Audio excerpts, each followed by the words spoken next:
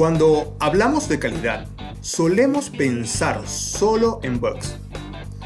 Pero existen otros factores igualmente notables, como qué tan adaptable y mantenible es nuestro aplicativo. Por lo que es importante tener un buen código, fácil de leer y entender, que nos permita modificarlo de manera rápida y sin esfuerzo. Para lograr esto es necesario aplicar una serie de filosofías o principios de programación. El primero de lo que hablaremos acá es KISS, y no tiene nada que ver con la banda de rock. Es el acrónimo inglés de Keep It Simple Stupid. Algunos agregan AND, quedando Keep It Simple and Stupid, o simplemente Keep It Super Simple. Manténlo super simple. Esto se refiere a no complicar nuestro código. Entre más simple, más fácil de entender. Observemos este código, podemos ver un sobreuso de estructuras de control que podemos simplificar de la siguiente manera. Otro principio es DRY. Don't repeat yourself. No te repitas. Este se refiere a evitar duplicidad de código. Veamos el siguiente ejemplo. La condición else es igual en ambas funciones. Además, las funcionalidades es la misma dependiendo de una condición.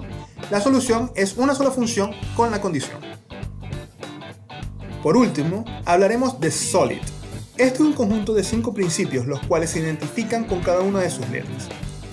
Iniciemos con la S. Single responsibility. Responsabilidad única. Esto indica que todo método o clase debe tener solo una responsabilidad, es decir, solo debe resolver una funcionalidad. Veamos el siguiente ejemplo. El método create realiza una validación y luego agrega al estudiante a la base de datos. Bajo este principio deben existir un método para validaciones y otro para la creación. Podemos tener un método orquestador que ejecute ambas. Es el turno de la O. Open Closed. Abierto a extensión, cerrado a cambios. Esto quiere decir que una clase debe ser extensible para ampliar o añadir funcionalidades, pero no se debe modificar directamente. Normalmente se cumple usando la herencia, donde tenemos clases bases que pueden ser extendidas para atender métodos específicos, pero similares en funcionalidad. En el ejemplo vemos la clase Shape, la cual se especifica en la clase Rectangle y Circle, que cuentan con un cálculo específico de su área. El siguiente es Liskov Substitution. La sustitución de Liskov se refiere a que un componente puede ser sustituido por otro sin ninguna complicación. Basándonos en el ejemplo anterior, el siguiente ejemplo explica que el área se calcula de igual manera sin importar el tipo de shape. Continuamos con la I. Interface Segregation. División de interfaces. Es aplicar responsabilidad única a nivel de interfaces. En el ejemplo, Interface eMessage especifica el envío de mensajes, mientras que Email Message es para mensajes de correo, por lo que la clase SMTP Message debe implementar ambas. Por último, Dependency Inversion.